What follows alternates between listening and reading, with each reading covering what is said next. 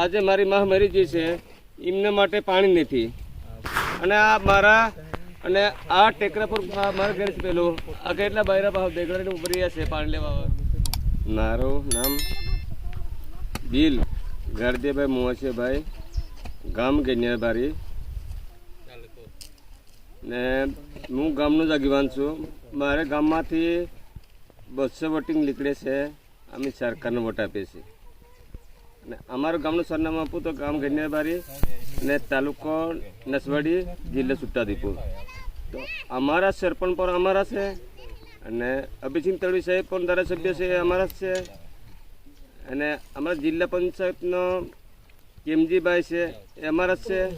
દ્વિતીયભાઈ છે તાલુકા સદસ્ય છે એ પણ અમારા જ છે.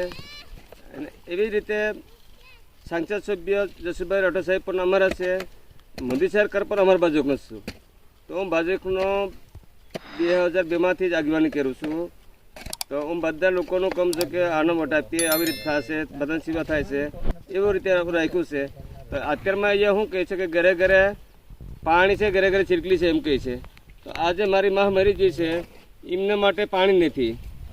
અને આ મારા અને આ ટેકરા પર મારા ઘર છે પેલું આ કેટલા બૈરા ભાવ દેગડાને ઉભરી છે પાણી લેવા વાળું, પણ કંઈ પાણી નહીં એટલે 1 કિલોમીટરથી દૂરથી પાણી લાવવું પડે છે. તો અત્યારમાં તમે કહે છો કે તમારા હાર્ડ પંપ મૂકી આલો, 500 ફૂટ મૂકી આપો અને મોટર આવેલી છે, તો મને ઘરે ઘરે પાણી કહે છો. સરકાર તમે મારા આ વિડીયો છે ને તમારા ઠેઠ સુધી જોયો છે. આ ગામ લોકોને મજૂર કરીને લાવીને પછી આ કરી રહ્યો છે, ખાડો ખોદાવશે પાણી માટે. તો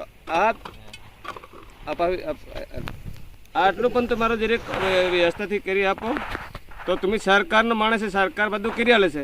પણ મારા તમે આ જેટલા નેતા છે, નેતા થોડુંક મોદીકરણ નેતાથી ના હોય તો પછી આ મારો વિડીયો છે ને ઠેઠ સુધી દિલ્હી સુધી પૂછાડવું જોઈએ. મોદી સરકારનો થોડુંક જણાવવું પડે કે આટલો બધો દુઃખમાં રહીએ છે.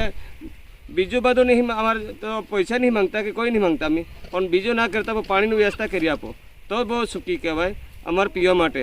તો કહેવા જઈએ તો તમે તો પાણી માટે કહેવા જઈએ તો અમારા પર તમે અને હમું કેસ કરવા કહે છે ને આવું તેવું કરી નાખીએ, એવી રીતે તમે ધમકી આપો છો સાહેબ.